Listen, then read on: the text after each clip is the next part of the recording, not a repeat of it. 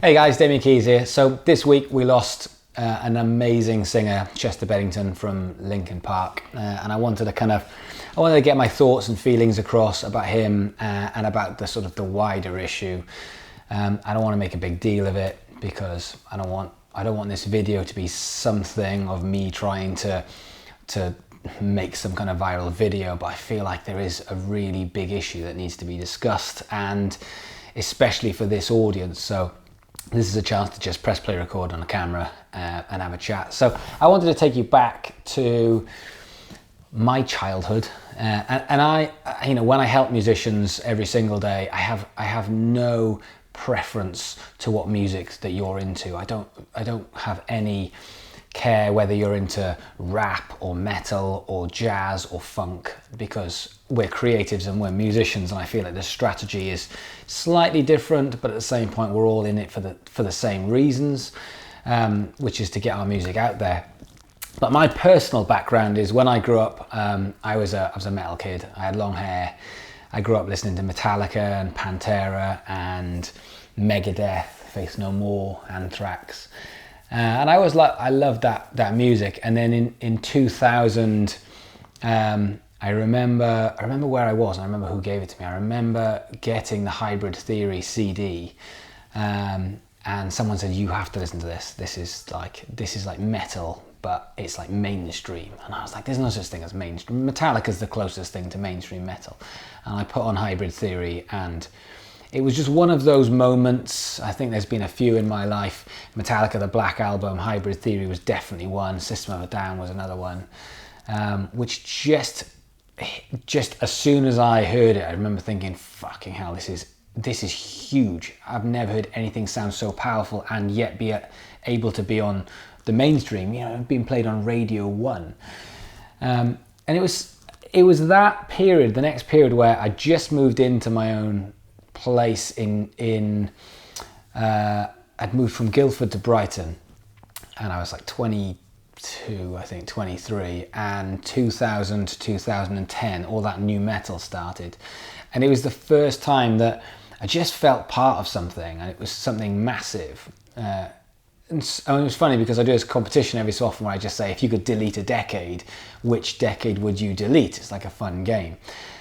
And lots of people there's more people who delete the newer decades rather than the older decades. And I'm like, I couldn't delete 2000 to 2010. That was my era. That was the music that I related to the most.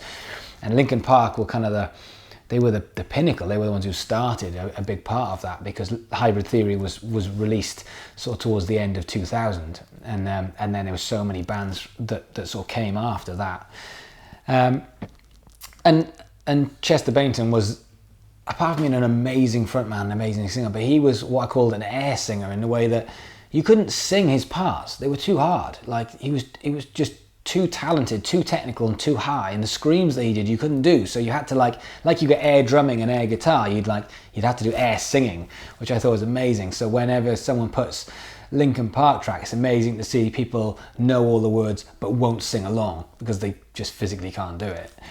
And so I always thought that was amazing. But it's amazing to see that we look up to these artists that we see, that we perceive to have everything that we're working towards, and they've sold records. I mean, Linkin Park sold 70 million albums. I mean, they made a whole movement. Sold 70 million albums. We look up to these people. Chris Cornell was massive for me as well. We look up to these people, and there's something very, very sad about the death of our idols and death of these amazing musicians. But when they've done it to themselves, there's just something extra sad and something more sort of heartbreaking about it. And it does flag up this issue about mental health, especially in the music industry with creatives. And I'm not an expert in mental health, and I'm not going to profess to be one. I don't, 1 in 4 people will have mental health issues in their life. I'm very lucky in the way that I haven't had that.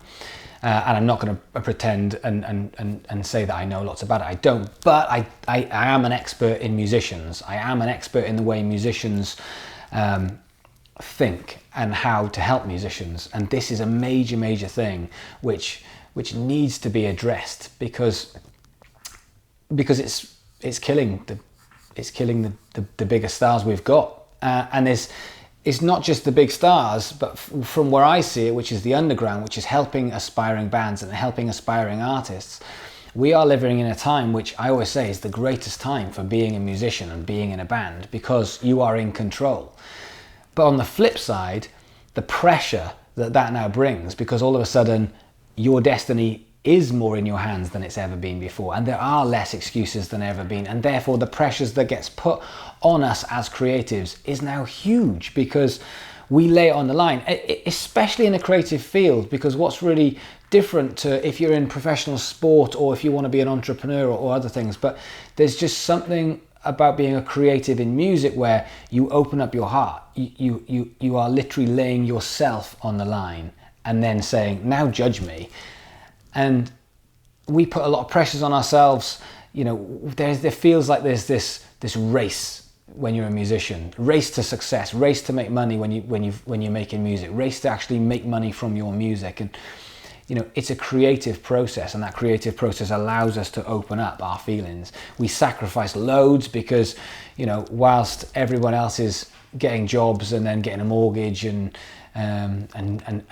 developing their families, then most musicians are spending 10 to 15 years of their lives living, you know, without any money, because they're putting any money they have got into their music and their time into their passion. So we sacrifice lots.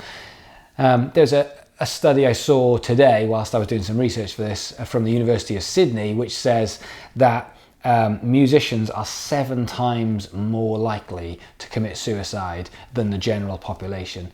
And I read another study which said in the UK, suicide remains the biggest killer, the one biggest killer amongst males between 24 and 30 years old. And I know that my audience is predominantly a tiny bit younger, from sort of 20 to 21 up to 32. So a lot of you watching this fall into that demographic of 24 to 30 years old. So we're putting so much pressure on ourselves, we're putting so much pressure on our music and our creative stuff, and it's a very tough time. Then on top of that, we're spending a lot of time waiting. You know, if you're a musician, you're going to venues, you're spending lots of time at a venue on your own or with the same people. It's very hard to talk about stuff to the same people who you see time and time again, day in, day out. So I just feel like it's something that needs to be addressed and something we can talk about.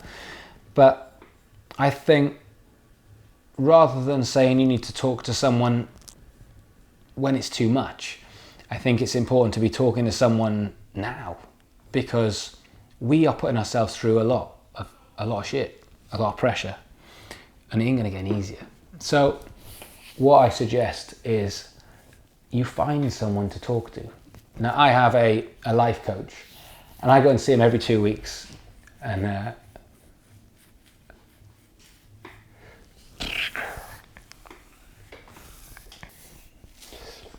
this is hard.